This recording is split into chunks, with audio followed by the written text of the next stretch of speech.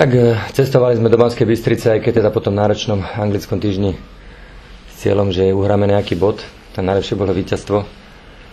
Ten prvý polčas nám to vychádzalo celkom, ujali sme sa gólu, ale teda do druhého polčasu ešte sme tam mali šancu Candráko, možno keby dal na 2-0, ale na keby sa futbal nehrá.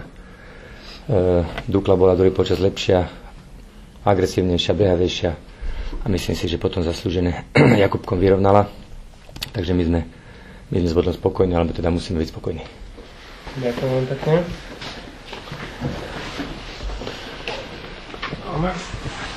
Pán Zasko? Tak my sme prvý polčas nevstúpili dobre do zápasu. Mali sme tam 2-3 možnosti, z ktorých mohol hlavne Martin Jakubko v prvom polčase dať gól na 1-0, možno ten zápas sa bol vyleje ináč. Ale mužstvo super hralo prvý počas naozaj veľmi dobre, my sme mu dali veľa priestoru a k tomu sa pridala ešte smola to, že sme museli rýchlo striedať dvoch hráčov a tým pádom to bol taký neočakávaný zásah do mužstva.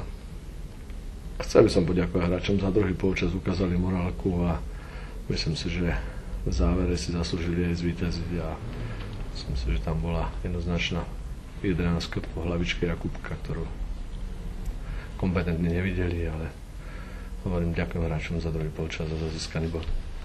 Ďakujem vám pekne, nech sa páči vaše otázky. No aký miery sa odzrkadlil vlastne ten výpadok stoperskej dvojice na tomto výsledku? Tak neviem, tak je to zásah, viete, keď veľmi skoro striedate a nemáte už potom možnosti, v podstate cez počas sme chceli vstúpiť do toho mužstva nejakým striedaním, išli sme do rizika.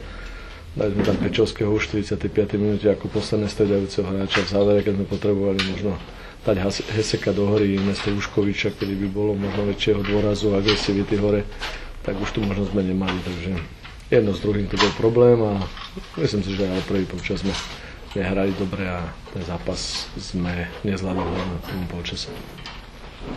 Ďalšia otázka. Pán Zečko, hrali ste na prakticky jednu líniu, tú obrannú a chýbal tam trošku taký vyplňovač priestoru v tom strede poľa, aj keď potom povedzme Pečovský prišiel, tak to bolo vidieť predsa len, že trošku sa tá hra zlepšila. Uškovič si niekedy zavádzal s Jakubkom, no ale zrejme sa to nedalo inak riešiť. Tak tam sme trpeli, by som povedal, na nekvalitu a v tomto prípade by som nepovedal žiadne stredových hráčov, ale aj z obrany v podstate nešlo odoberanie lopty, konštruktívna defenzíva, to v podstate v útoku sme loptu nezakryli, takže potom to tá hra vyzerala taká rozháraná, ktorá aj rozháraná bola samozrejme, ale hovorím, za to by som nevidel len stredových hráčov, ale aj defenzívnu činnosť celého mužstva, kedy sme sa ťažko dostávali k lopte a hovorím, tie útoky sme nezakladali a super. Bez nejakého veľkého tlaku sa dostal zadarmo k lopte a mohol poriť v podstate vydýchaný, odpočinutý a tam nám robil problém. Juraj, nemali ste trošku obavy po tom Prešove vlastne po tých dvoch rozdielnych polčasoch, výkonoch, že sa to zopakuje? Hrali ste dobre, povedzme ten prvý polčas, v tom druhom ste nemali také obavy ako v tom domácom zápase? Už to skoro vyzeralo tak, ale chlapci sa schopili a hrali dobre celkom. Ja si myslím, že v Prešove tam naozaj nerad vyplakávam, ale tam ako rozhodca dosť chyboval pri tom góle a bol taký deň blbec, tam sme mi začali blázniť a Prešov dal za 3 minúty 2 góly. Ale hovorím, futbal je o góloch, tam sme mali rozhodnúť v prvom polčase. Neobávali sme sa toho, aj keď teda jediného, čo sme sa obávali toho anglického týždňa, pretože máme len 13 hráčov. A hovoril som to, že ťaháme prakticky vyše roka s 13 hráčmi a je to už na nich naozaj, keď je takýto anglický týždeň, ten druhý počas úplne odišli posledných 20 minút, chceli sme hrať aktívne, ale tam už naozaj nám dochádzali síly, že sme sa len organizovali a chceli sme teda hroziť z nejakých rýchlych protiútokov a teda nám to vyšlo, aj keď tá Banská Bystrica bola naozaj lepšia, ten druhý polčas jednoznačne.